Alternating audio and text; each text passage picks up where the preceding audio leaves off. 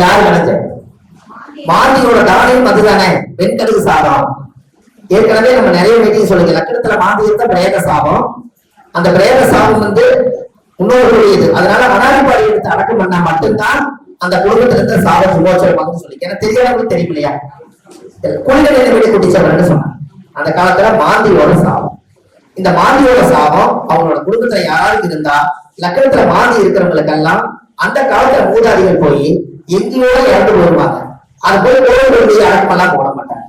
அதனாலதான் அந்த கொடி வைக்காம விட்டுருவாங்க. அதுக்கு பதிலாத்தான் இந்த லக்கணத்துல மாந்திக்கு அவங்க யாரும் தெரியாதவங்க அடக்கம் பண்ணாங்க இல்லையா. அதே போல நம்ம யாருமே தெரியாதவங்க எடுத்து அடக்கம் பண்ணா நம்ம வம்சத்துக்கே பிரேத சாபம் வராது. அப்ப அந்த சாபத்துக்கு செய்யலாம செய்யக்கூட சொல்லுங்க. இப்ப நீங்க பாருங்க, மேசத்துல இருந்து சிம்மம் எத்தனாவது வீடு சொன்னீங்க? 5வது வீடு. அதுல முதல் நட்சத்திரம் என்ன? மக நட்சத்திரம் என்ன கிரகம்? கேது. கேது என்பது மோட்சம். கேது என்பது திதி கொடுக்கிறது, மோட்சத்துக்கு போறது. அப்போ அந்த சிம்ம ராசிக்குள்ள அந்த கேது பகவான் எதுக்கு இருக்குதுன்னா, அது யாரோட வீடு சொன்னீங்க? சூரியனோட வீடு. சூரியன் அங்க எப்படி இருப்பாரு? அங்க மோட்சமும் கொடுக்கிறது இல்லையா. அதனால மேசத்துக்கு 5ஆம் இடம் என்பது ஜாதகத்துல 5ஆம் இடம் குழந்தையா? 5ஆம் இடம் மூத்த பையன் இல்லையா, பையன். அப்போ கேதுங்கிறது மோட்சம், சூரியனும் அது ஆட்சி. அப்ப அப்பா உயிரோடு இருக்கும் போது மோட்சம் கொடுக்காதேன்னு சொல்லி வச்சுட்டான். எப்படி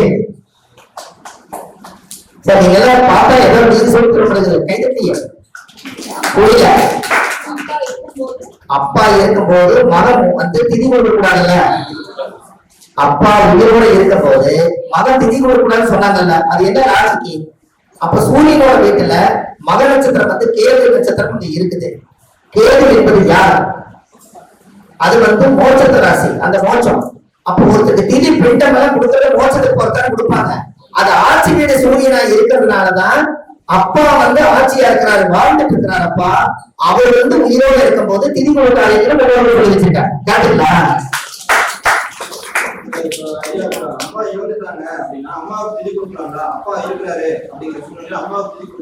புரியுதுங்க?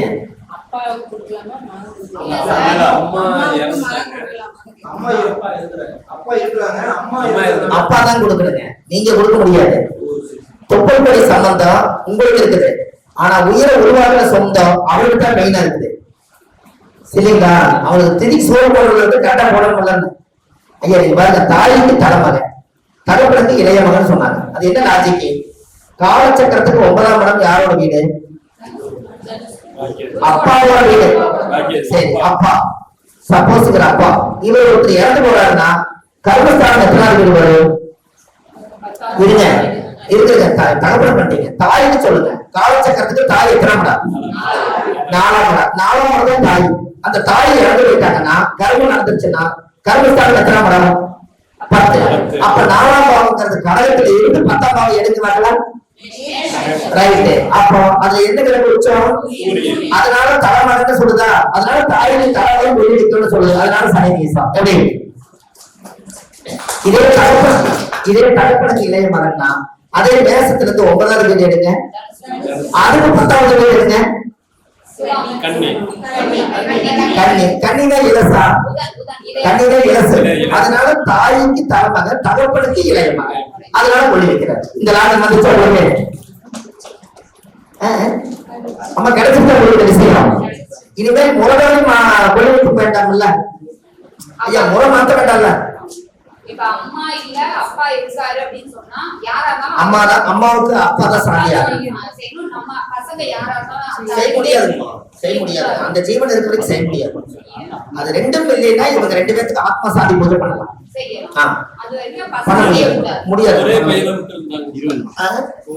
யாரு இருந்தாலும் அப்பா அம்மா இருக்கும் போது, அம்மா இறந்துட்டா அப்பா அப்பாவோட இந்த செய்யும் காரியம் செய்யறது அந்த மாசமா சாயம்பரம் பண்ணலாம். அதே போல அப்பா இறந்து அம்மா இருந்தா மகன் செய்யலாம். இப்ப புரியுதா? பெண்கள் திதி கொடுக்க கூடாதுன்னு சொல்லுவாங்கல்ல.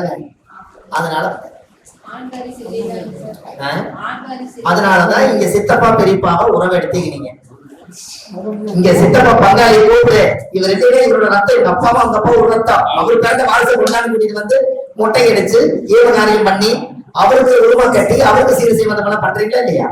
இதனாலதான் சிட்டம் பறிப்பேன்னு சொன்னாங்க அந்த காலத்துல. பங்காளிகளை வாங்கப்பான்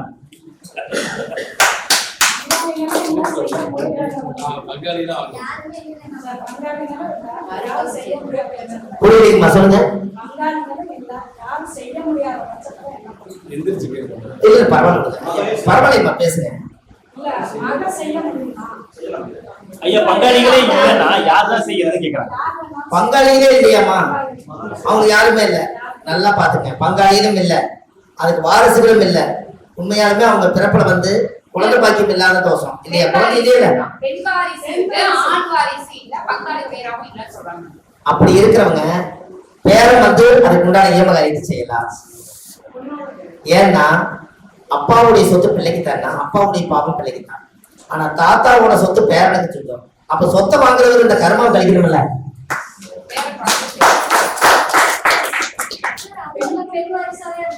இல்ல பெண் வாரிசு, அவங்க பெண் வாரிசாக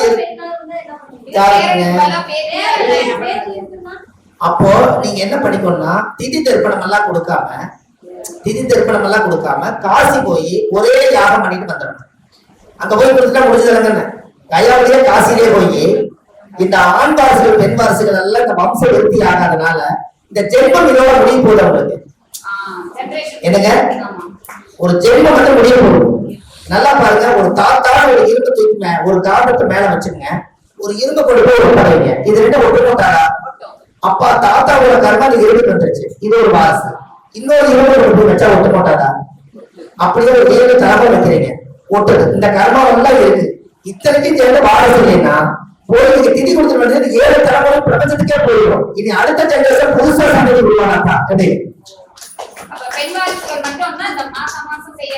அதெல்லாம் வேண்டியது இல்லைங்க. பாசத்துக்காக உங்களுக்கு செய்வாங்க, புரிஞ்சுங்களா?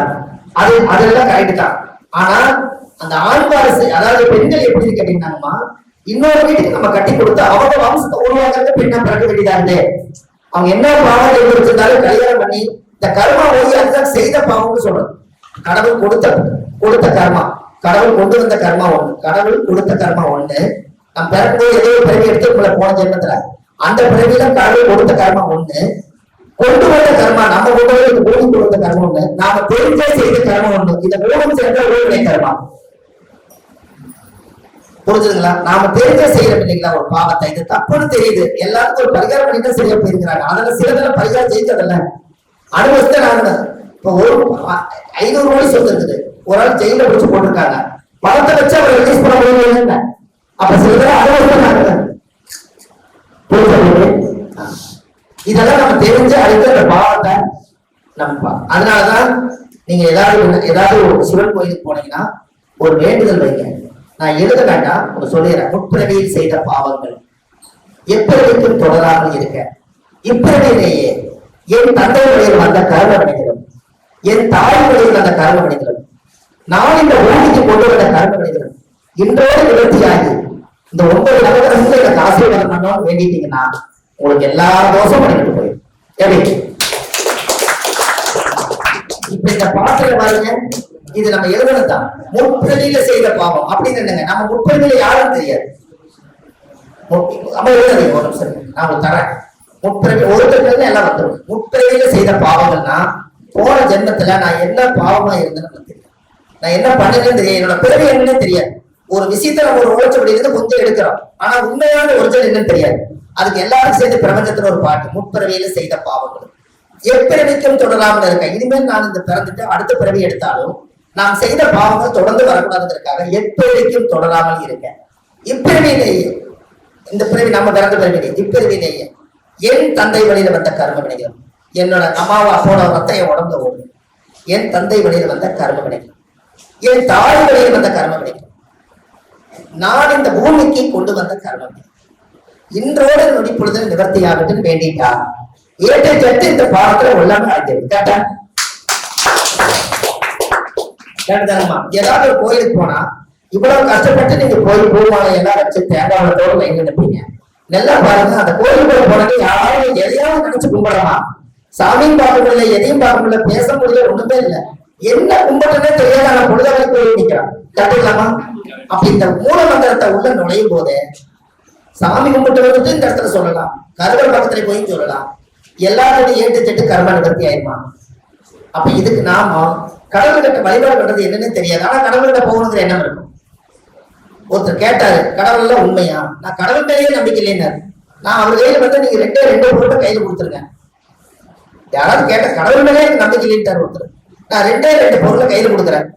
இந்த பொருள்ல வந்து நீங்களே கடவுள் இருக்க இல்லையேன்னு நீங்க நம்பிக்கீங்கன்னு ராமேஸ்வரத்தை கூட்டிட்டு போனேன் வாங்கன்னு.